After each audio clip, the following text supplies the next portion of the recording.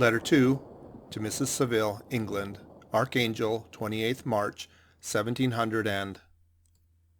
How slowly time passes here, encompassed as I am by frost and snow. Yet a second step is taken toward my enterprise. I have hired a vessel, and am occupied in collecting my sailors. Those whom I have already engaged appear to be men on whom I can depend, and are certainly possessed of dauntless courage. But I have one want which I have never yet been able to satisfy, the absence of the object of which I now feel as a most severe evil. I have no friend, Margaret. When I am glowing with the enthusiasm of success, there will be none to participate my joy. If I am assailed by disappointment, no one will endeavor to sustain me in dejection.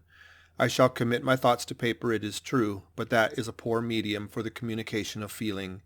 I desire the company of a man who could sympathize with me, whose eyes could reply to mine. You may deem me romantic, my dear sister, but I bitterly feel the want of a friend. I have no one near me, gentle yet courageous, possessed of a cultivated as well as of a capricious mind, whose tastes are like my own, to approve or amend my plans. How would such a friend repair the faults of your poor brother? I am too ardent in execution and too impatient of difficulties. But it is a still greater evil to me that I am self-educated. For the first 14 years of my life I ran wild on a common, and read nothing but our Uncle Thomas's books of voyages.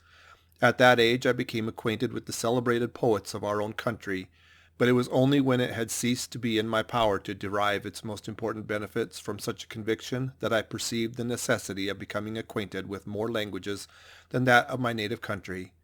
Now I am 28, and am in reality more illiterate than many schoolboys of 15.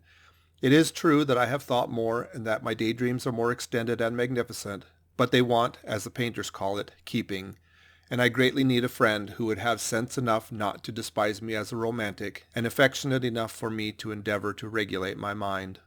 Well, these are useless complaints. I shall certainly find no friend on the wide ocean, nor even here in Archangel among merchants and seamen. Yet some feelings, unallied to the dross of human nature, beat even in these rugged bosoms.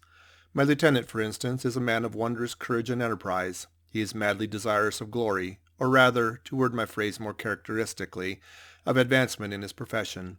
He is an Englishman, and in the midst of national and professional prejudices, unsoftened by cultivation, retains some of the noblest endowments of humanity. I first became acquainted with him on board a whale vessel. Finding that he was unemployed in this city, I easily engaged him to assist in my enterprise. The master is a person of an excellent disposition, and is remarkable in the ship for his gentleness and the mildness of his discipline. This circumstance, added to his well-known integrity and dauntless courage, made me very desirous to engage him. A youth passed in solitude, my best years spent under your gentle and feminine fosterage, has so refined the groundwork of my character that I cannot overcome an intense distaste to the usual brutality exercised on board ship.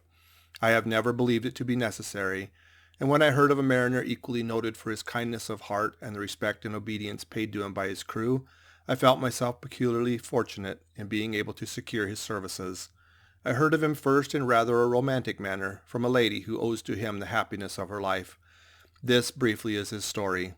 Some years ago he loved a young Russian lady of moderate fortune, and having amassed a considerable sum in prize money, the father of the girl consented to the match. He saw his mistress once before the destined ceremony, but she was bathed in tears, and throwing herself at his feet, entreated him to spare her, confessing at the same time that she loved another, but that he was poor, and that her father would never consent to the union. My generous friend reassured the suppliant, and on being informed of the name of her lover, instantly abandoned his pursuit.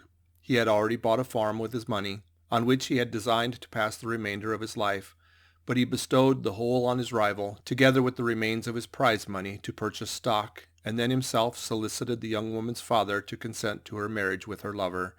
But the old man decidedly refused, thinking himself bound in honor to my friend, who, when he found the father inexorable, quitted his country, nor returned until he heard that his former mistress was married according to her inclinations. What a noble fellow, you will exclaim. He is so. But then he is wholly uneducated. He is as silent as a Turk, and a kind of ignorant carelessness attends him, which, while it renders his conduct the more astonishing, detracts from the interests and sympathies which otherwise he would command. Yet do not suppose because I complain a little, or because I can conceive a consolation for my toils which I may never know, that I am wavering in my resolutions.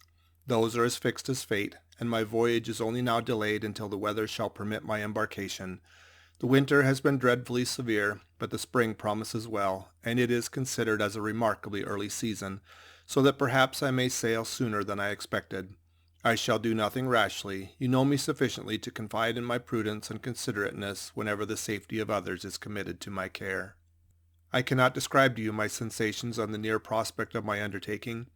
It is impossible to communicate to you the conception of the trembling sensation, half pleasurable and half fearful, with which I am preparing to depart. I am going to unexplored regions, to the land of mist and snow, but I shall kill no albatross. Therefore do not be alarmed for my safety, or if I should come back to you as worn and woeful as the ancient mariner. You will smile at my illusion, but I will disclose a secret.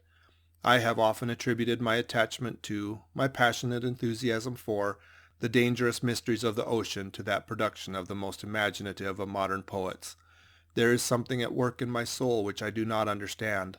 I am practically industrious, painstaking, a workman to execute with perseverance and labor, but besides this there is a love for the marvelous, a belief in the marvelous, intertwined in all my projects, which hurries me out of the common pathways of men, even to the wild sea and unvisited regions I am about to explore.